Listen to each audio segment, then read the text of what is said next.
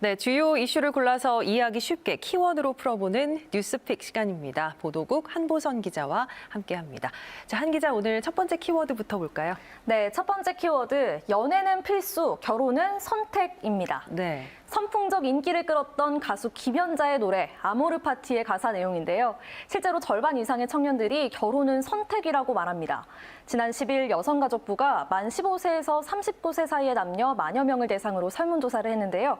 결혼을 할 수도 있고 안 할 수도 있다고 답한 청년이 여성은 57.4%, 남성은 51.9% 나온 겁니다. 네, 일단은 남녀 모두 응답자의 절반 이상이 결혼을 선택이라고 답한 건데 여성의 비율이 조금 더 높네요. 네, 그렇습니다. 비혼, 즉 결혼을 아예 하지 않겠다는 응답도 여성이 23.9%로 남성 11%보다 2배 정도 높았습니다. 이렇게 결혼을 망설이거나 하지 않으려는 이유는 뭘까요? 남성은 비용 부담을 꼽습니다. 가족의 생계와 결혼 비용이 부담된다는 답변이 43.5%였고요. 여성은 전통적 가족 문화와 가족 관계가 부담스럽다고 답한 비율이 24.6%로 남성에 비해 상대적으로 높았습니다. 네. 굳이 결혼할 이유가 없다, 관계에 구속받지 않는 자유로운 삶을 살고 싶다는 응답은 남녀 모두에게서 높게 나왔습니다. 그렇군요. 출산에 대해서는 어떻습니까? 네, 출산에 대해서도 남성보다는 여성이 조금 더 부정적이었습니다. 아이를 꼭 갖겠다는 남성은 3명 중 1명꼴은 됐는데요. 여성은 5명 중 1명꼴이었습니다. 아이를 가질 생각이 없다고 답한 비율도 여성이 41.4%로 남성 22.7%보다 역시 2배가량 높았습니다. 네. 이처럼 출산에 대한 부정적인 인식은 합계 출산율로 명확하게 드러납니다. 여성 1명이 평생 낳을 것으로 예상되는 평균 출생아 수를 말하는데요. 작년 우리나라의 합계 출산율은 0.84명으로 OECD 회원국 가운데 유일하게 0명대를 기록했습니다. 일반적으로 합계 출산율이 2.1명 이상이 돼야 인구가 유지된다고 하는데요. 이것보다 훨씬 낮은 숫자죠.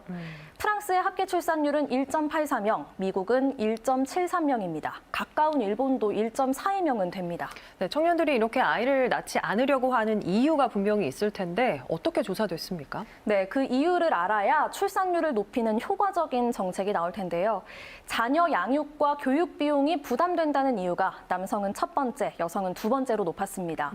좋은 부모가 될 자신이 없다, 또 아이의 미래가 행복하지 않을 거라고 답한 비율도 남녀 모두에게서 30% 안팎으로 높게 나왔습니다. 자녀에게 매여서 살고 싶지 않다는 청년도 꽤 있었고요. 특히 여성의 경우에는 독박 육아가 걱정되고 일에 지장이 갈 것 같다, 즉 돌봄 부담을 느낀다는 답변이 14%로 남성보다 2배 정도 많았습니다. 네. 정부나 지자체에서 지급하는 약간의 선심성 출산 지원금보다는 여성의 돌봄 부담을 덜어주는 보다 근본적인 해결책이 필요해 보입니다. 알겠습니다. 자, 다음 키워드 바로 볼까요? 네, 다음 키워드 힐링 로봇입니다. 2015년 우리나라에 개봉한 디즈니 애니메이션 영화 빅히어로에는 의료용 로봇 베이맥스가 등장하는데요. 아픔을 느끼는 소리가 나면 스스로 등장하고요. 고통의 척도를 물어보고 몸 상태를 스캔해서 개인 맞춤형 의료 서비스를 제공합니다. 저는 이 영화를 보면서 나이 든 어르신들께 베이맥스가 있으면 참 좋겠다, 이런 생각을 했는데요. 네. 이 생각이 유성구에서 현실이 될 전망입니다. 그 말은 유성구에 의료용 로봇이 생긴다는 건가요? 네, 그렇습니다. ICT, 즉 정보통신 기술을 접목한 스마트 경로당인데요. 이 스마트 경로당 사업이 과학기술정보통신부 주관 공모사업에 선정돼서 앞으로 70개로 늘어나고요. 더 똑똑해진다고 합니다. 네.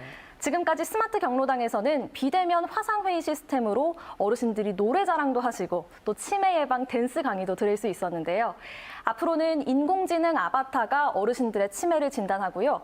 또 어르신들은 키오스크를 터치하면서 보다 쉽고 간편하게 건강검진을 받을 수 있다고 합니다. 네, 요즘 코로나 때문에 병원 가는 것도 사실 망설이는 어르신분들이 참 많은데 네. 이 스마트 경로당이 우리 어르신들의 건강 관리에도 좀 많은 도움을 줄 수 있을 것 같아요. 네, 그렇습니다. 로봇, 기술 이렇게 얘기하면 왠지 차갑고 딱딱한 느낌이 들곤 하는데요. 유성구의 스마트 경로당 사업은 말랑하고 푹신한 힐링 로봇 베이맥스처럼 사람을 보살피는 따뜻한 기술이라는 생각이 듭니다.